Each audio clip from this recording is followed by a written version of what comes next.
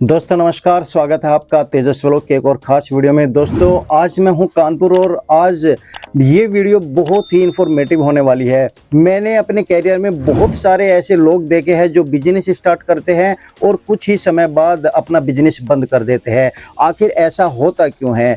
यदि आप business start करना चाहते हैं और इस समस्या से बचना चाहते हैं तो सबसे पहले आपको समझना पड़ेगा बिजनेस शुरू करने से पहले क्या क्या समस्याएं आपके सामने आती है और उन समस्याओं का निदान क्या क्या है। तो ये वीडियो देखिए। मैं सर की मुलाकात आपसे कराऊंगा। बहुत ही एक्सपीरियंस सर है, काफ़ी समय से बिजनेस रेडीमेड गारमेंट में कर रहे हैं। आज अपना सारा एक्सपीरियंस आपके सामने आपको बताएंगे कि किस तरीके से आप सक्सेस हो सकते हो और किस तरीके से आप अपने बिजनेस में फेल होने से बच सकते हैं। तो चलिए स्वागत करते हैं आपका अपने यूट्यूब चैनल तेजस व्लॉग पर। और वीडियो पसंद आए तो लाइक शेयर और चैनल को सब्सक्राइब जरूर कीजिए। सर नमस्कार। नमस्कार जी।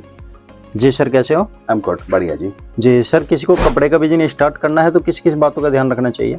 पहले तो बहुत बहुत धन्यवाद। आप बहुत दूर से आते हैं कानपुर में ट्रैवल करके, आप उन लोगों का वीडियो बनाते हैं जो ऑथेंटिक हो, जहाँ पे आप फिल्टर करते हैं।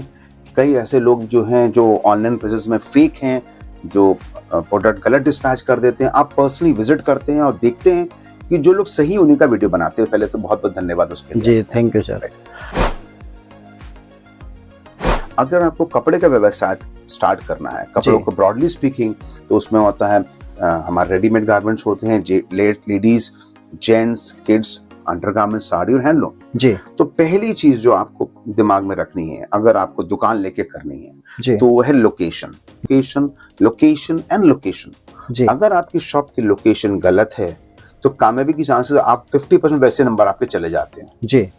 आप याद रखिएगा, कोई भी जब आप काम स्टार्ट करेंगे तो आपको मार्केट में दुकान लेनी है जहां पे मार्केट में कस्टमर फुटफॉल हो, चल रहा हो जी। अगर आपने कोई सुनसान जगह में कोई ऐसी जगह खोल ली कि वहां ग्राहक आ ही जाएगा जी, कस्टमर क्यों आएगा आपके पास जी। आज हमारी शॉप जो है, हमने खुद कानपुर के हब, जो सबसे बड़ा हब है बांस मंडी चौराहा, वहीं पे क्यों ली? हमने अपनी दुकान को अलग जगह स्टोर को क्यों नहीं खोला है जी? कस्टमर तो जहाँ पे मार्केट वहीं पे फ्लो करेगा ना, बिल्कुल सही बात। उसको फायदा लगता है कि यहाँ पे मल्टीपल दुकानें होंगी, यहाँ पे प्रोडक्ट नहीं पसंद आएगा तो वहां पे ले लेंगे, और जहाँ मार्केट होगा वहां पे कंपटीशन भी होगी जी। कंपटीशन दो प्रकार की होती है, एक कंपटीशन होगी रेट की कंपटीशन और एक होगी प्रोडक्ट की।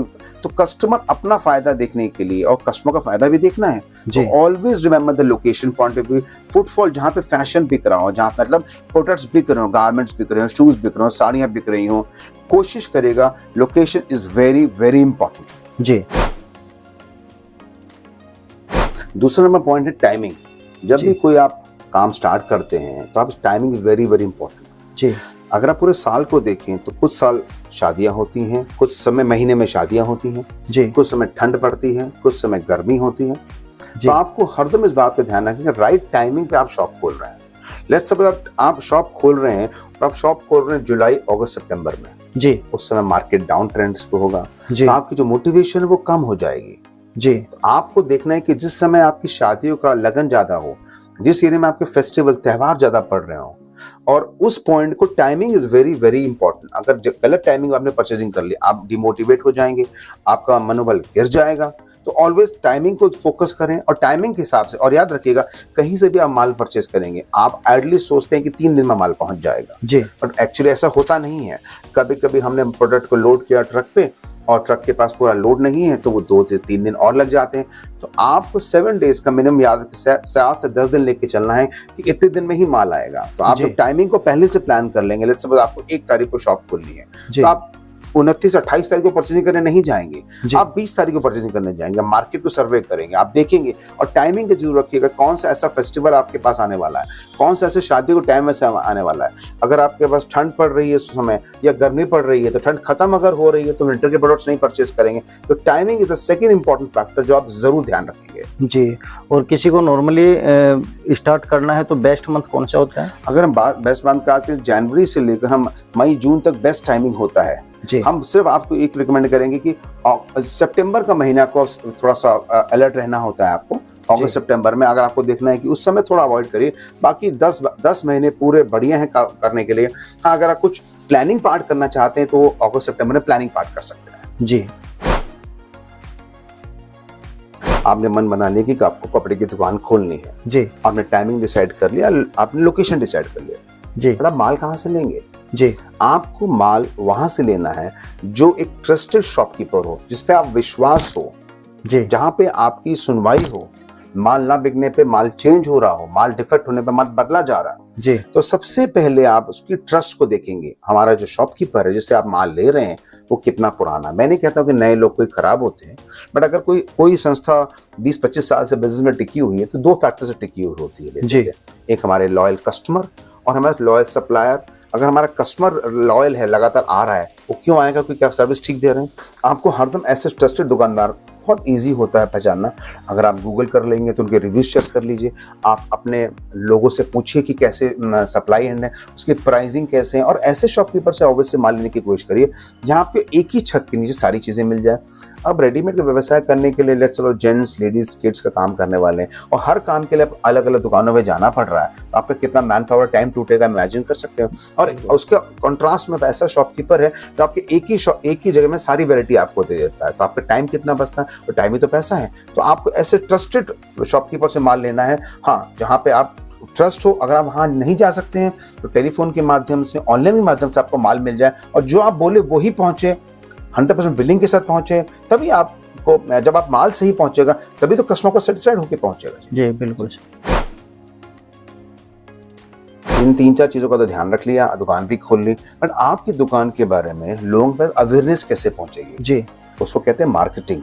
मार्केटिंग यानी कि अपनी प्रोडक्ट के बारे में अपने सर्विसेज के बारे में अपने बारे में हम अपने ग्राहकों को कैसे जल्दी जल्दी बता सकते हैं। जी डिजिटल युग है आज की तारीख में तो आर्टिफिशियल इंटेलिजेंस भी आ रहा है AI भी आ रहा है और बहुत तेजी से चीज़ें बढ़ रही हैं। अगर आप चाहें तो डिजिटल माध्यम का सहारा लें। अगर आप क्या व्हाट्सएप ग्रुप बना सकते हैं उसके माध्यम से ले अपना इंस्टाग्राम का पेज जरूर बनाएं क्योंकि जो B2C कस्टमर होता है वो इंस्टाग्राम पेज पे देखता है। फेसबुक पे ध्यान दें आप यूट्यूब पे ध्यान दें। डिजिटल मार्केटिंग अगर आपके पास बजटिंग नहीं है तो आप थोड़े से ट्रिक्स गूगल करके सीख सकते हैं और आप मैक्सिमम रीच पहुंच सकते हैं डिजिटल मार्केटिंग के थ्रू। अगर आपके पास बजटिंग है अगर आपके पास फंड्स हैं अवेलेबल हैं तो आप डिजिटल मार्केटिंग एजेंसी भी हायर कर सकते हैं। अपने प्रोडक्ट के बारे में ग्राहक तक पहुंचेगा तभी तो कस्टमर आपका फुटफॉल आएगा हमारे पास। बिल्कुल तो वो बेस्ट रास्ता है। और रास्ते होते हैं जैसे कि पेपर में ऐड देना या बैनर लगाना। इनकी रीच जो होती है उनकी टाइमिंग जो होती है वो थोड़ी कम सब हाँ वो भी इंपॉर्टेंट है। मैं नहीं कहता हूँ कि वो इंपॉर्टेंट नहीं है बट अगर आप देखें कि हर एक इंसान के जेब में आज मोबाइल फोन है जी अगर उस मोबाइल फोन के माध्यम से आप उसके तक अपनी बात पहुंचाते हैं वो ज़्यादा फीजिबल है या हमारा एक बैनर लगा होना या न्यूज़पेपर में कटिंग देखी जो आदमी फ्लिप कर ले। मोबाइल पे लगातार कस्टमर एंगेज रहता है। Mobile is a very important चीज़ बन चुकी है तो अगर उसके माध्यम से डिजिटल मार्केटिंग के थ्रू आप अंदर जाएंगे तो आपकी कामयाबी की चांसेस बहुत ज़्यादा रहेगी। जी सर।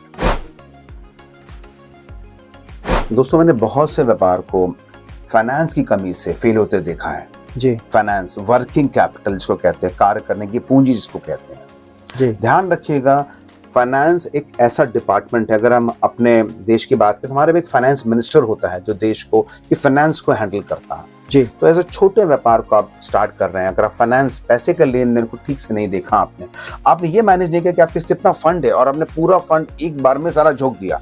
उदाहरण के तौर पे आपके पास 1 लाख रुपए है जी। आप 1 लाख रुपए की पूरी परचेजिंग कभी भी नहीं करेंगे। याद रखिएगा अगर आपके पास 1 लाख रुपए है तो आप 70,000 रुपए तो 70,000 तक की परचेजिंग करिए। आप कुछ पैसा बैकअप में रख लीजिए क्योंकि मार्केट कभी चलेगा कभी मार्केट नहीं चलेगा। आप बैकअप फंड को यूज करेंगे और धीरे धीरे आगे बढ़ेंगे। एकदम से फुल स्पीड में आगे बढ़ेंगे और पूरा पैसा आपका लग गया माल पे और आपको दोबारा माल की परचेज चाहिए। आपके वर्किंग कैपिटल नहीं है तो कार्य करने की पूंजी बहुत बहुत इंपॉर्टेंट है।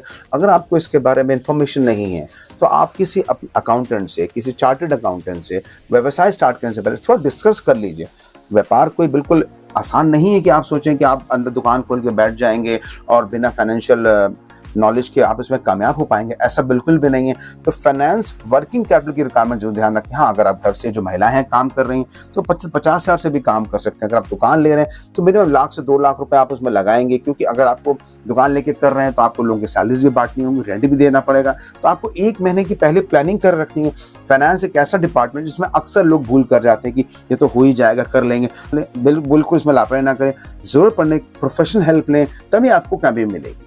जी। तो दोस्तों देखिए ये बहुत ही इम्पोर्टेंट बातें सर ने आपको बताई है और मैं आपको बता देता हूँ कि बड़े पापा एक जाना पहचाना नाम है कानपुर का, और यहाँ पर आपको एक ही छत के नीचे ladies wear, men's wear, kids where और वेडिंग कलेक्शन, आपको हर तरह का माल यहाँ पर मिल जाएगा। हैंडलूम्स का कलेक्शन भी यहाँ पर मिल जाएगा। एड्रेस डिस्क्रिप्शन में मैं दे रहा हूँ, कॉन्टैक्ट नंबर स्क्रीन के ऊपर है, आप इनका इस्तेमाल करो। और 7 दिन यहाँ पर ओपन होता है, आप आइए कभी भी और कभी भी आकर के फैक्ट्री रेट पर आप यहाँ पर माल ले सकते हैं।